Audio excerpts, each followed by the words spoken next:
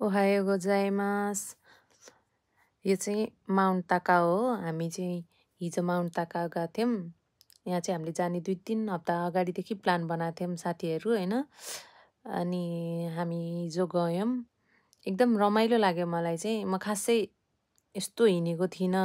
Japan आएको लगभग 2.5 वर्ष 3 वर्ष हुन लाग्यो होइन। फर्स्ट टाइम अब नेपाल हुँदा त कहिलेकाहीँ यसो हिँडिन्थ्यो, घुम्न नि गइन्थ्यो।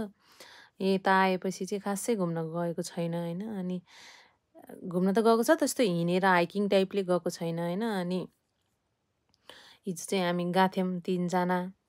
2 घन्टा होइन, जापान आएर फर्स्ट टाइम म 2 घन्टा हिँडेको क्या। अनि एकदम रमाइलो थियो माउन्ट ताका हो। रमाइलो रहेछ होइन। हामीले चाहिँ गएर घुमेर आयौँ। तपाईँहरू पनि जान सक्नुहुन्छ, एकदम रमाइलो छ। अझ ग्रुपमा गयो भने त एकदम इन्जोय गरिन्छ। साथीहरू पनि त्यस्तै मिल्ने मिल्ने हुन्छ नि, भाइब्स मिल्ने खालको साथीहरू हो भने त एकदम इन्जोय हुन्छ होइन। हामी त 3 जना मात्र थियौँ।